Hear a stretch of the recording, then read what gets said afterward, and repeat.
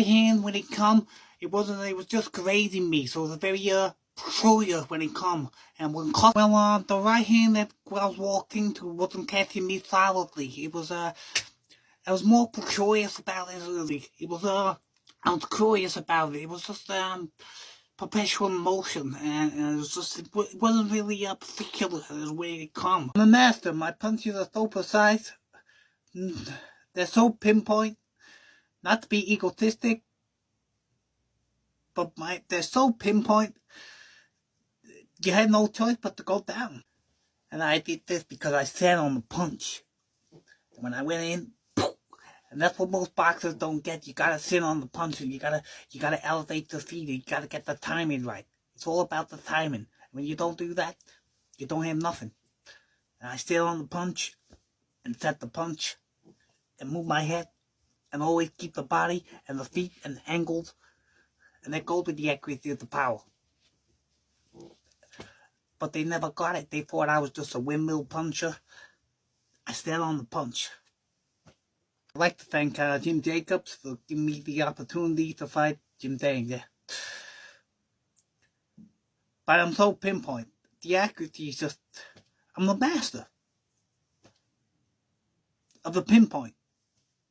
It's meant to be one. I think you should win as many of them as soon as possible. Donnie Long is a good fighter. He's a great fighter. But what are they going to say when I knock him out in 2 rounds? He wasn't a good fighter?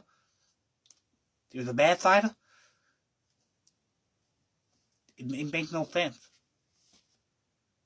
Honey, that didn't last long. I still got my gloves on. I don't know why I wasn't buy a drink. I still got my gloves on. When Clark died, it was terrible. But I just came in on spar, and he was the jab in the combination.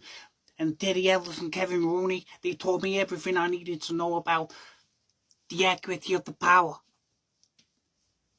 It's moving, and it's all about the hips, and it's all about the accuracy of the power.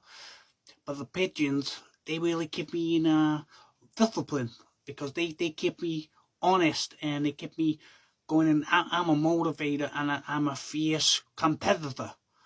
I'm serious about my fighting, and Michael Tyson all the way. I'm going to be the king and the most ferocious Alexander the Great. I'm the cheese grater. I'm Alexander the Conqueror. I'm the most ferocious animal you've ever stepped upon, even in front of the pigeons. And I was terrible, but Robin, she was worse than the pigeons. She was the most maniacal, poison ivy. Teddy was my friend. Teddy, I thought, was my friend, but obviously, what happened with Teddy, he said I cheated on his sister. I just showed her a few moves. But she said something different. My hand never really affected me because it was always slipping. It never bothered me, not at all. I'm the conqueror, man. This guy, he's a perpetrator. Frank Bruno was a great friend of mine, an absolute treasure.